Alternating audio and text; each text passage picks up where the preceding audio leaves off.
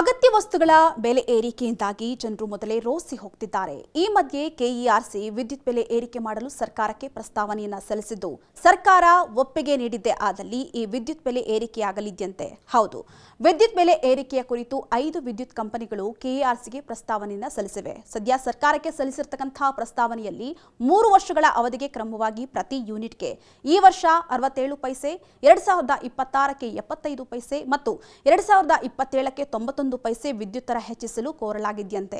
ಸದ್ಯ ಕೆಇಆರ್ಸಿ ಸಾರ್ವಜನಿಕರ ವಿಚಾರಣೆಯನ್ನ ಆರಂಭಿಸಿದ್ದು, ಆಕ್ಷೇಪಣೆಯನ್ನ ಕ್ರೋಢೀಕರಿಸಿ ಕಂಪನಿಗಳ ವಿವರಣೆ ಹಾಗೂ ವಾಸ್ತವಿಕ ಸ್ಥಿತಿಗತಿಗಳನ್ನ ಚರ್ಚೆ ಮಾಡಲಿದೆಯಂತೆ. ಸದ್ಯ ಬೆಸ್ಕಾಂ ವ್ಯಾಪ್ತಿಯಲ್ಲಿ ಜನರ ಅಹವಾಲುಗಳನ್ನ ಕೇಳಿರತಕ್ಕಂತಹ ಕೆಇಆರ್ಸಿ ಮುಂದಿನ ದಿನಗಳಲ್ಲಿ ಬೆಸ್ಕಾಂ, ಹೆಸ್ಕಾಂ, ಮೆಸ್ಕಾಂ ಹಾಗೂ ಜೆಸ್ಕಾಂಗಳ ಕೇಂದ್ರಗಳಿಗೆ ತೆರಳಿ ಸಾರ್ವಜನಿಕರ ಅಹವಾಲುಗಳನ್ನ ಆಲಿಸಿ ಸಲಹೆಯನ್ನ ಪಡೆಯಲಿದ್ದು, ಮಾರ್ಚ್ ಅಂತ್ಯದೊಳಗೆ ಅಂತಿಮ ನಿರ್ಧಾರಕ್ಕೆ ಬರಲಿದೆಯಂತೆ. ತದನಂತರ ಹೊಸ ಆರ್ಥಿಕ ವರ್ಷದಿಂದಲೇ ಪರಿಷ್ಕೃತ ದರ ಅನ್ವಯಿಸಿ ಆದೇಶ ಹೊರಡಿಸುವಂತ ನಿರೀಕ್ಷೆ ಇದೆ.